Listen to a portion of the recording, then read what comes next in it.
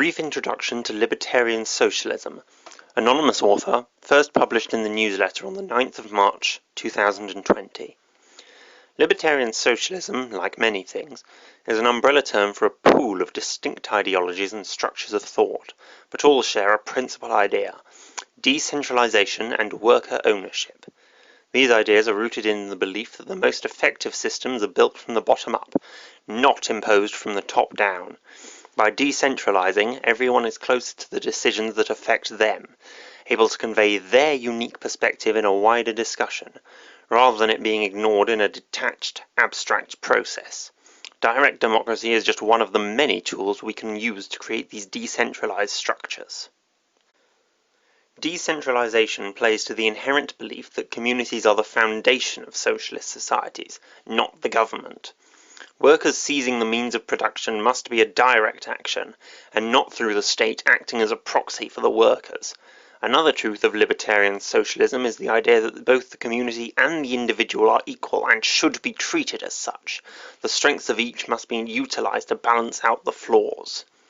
Community encourages cooperation and solidarity, collective power to create and thrive, yet is susceptible to herd mentality and the desire to conform, which can result in the creation of an othering dynamic, the basis of all discrimination.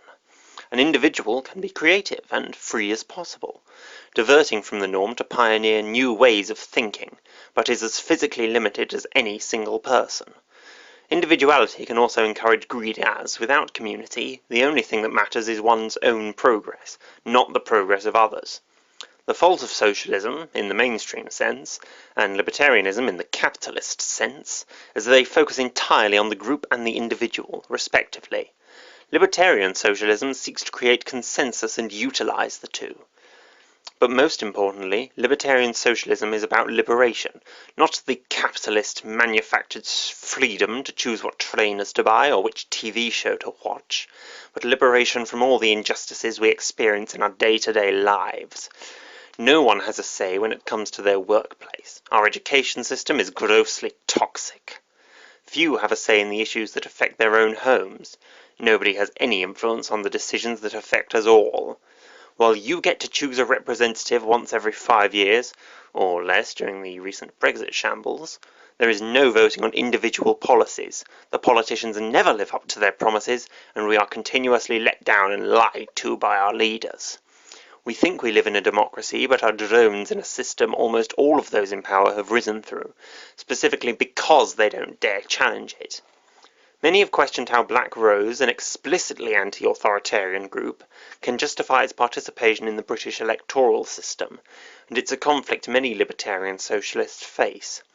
On the one hand, our ideology recognises that the state and what we know as democracy are woefully oppressive and illegitimate, meaning liberation can only come through dual power, the self-liberation of building our own independent systems.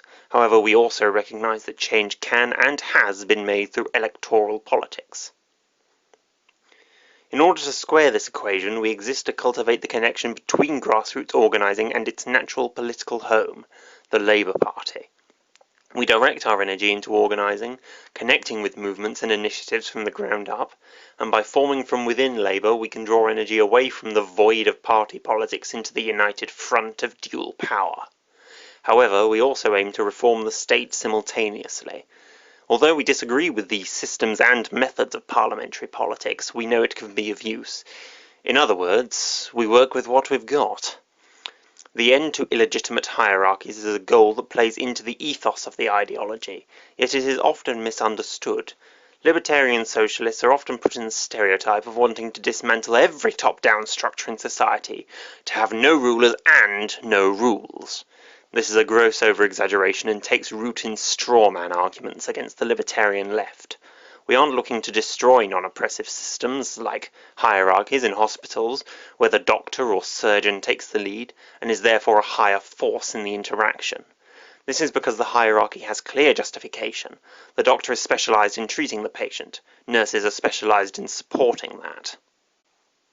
The justification for a hierarchy's existence is a debated issue, but many in the movement would agree a hierarchy is justified if it is temporary, accountable, and non-harmful. Any hierarchy that does not meet these standards would be dissolved. For example, Libertarian Socialism tends to challenge the boss-employee relationship, which could be replaced with a democratic system. Cooperative models and the state, the government, could be dissolved. In its place, nothing but a vast network of expert working groups, accessible and accountable, with power distributed to a great extent.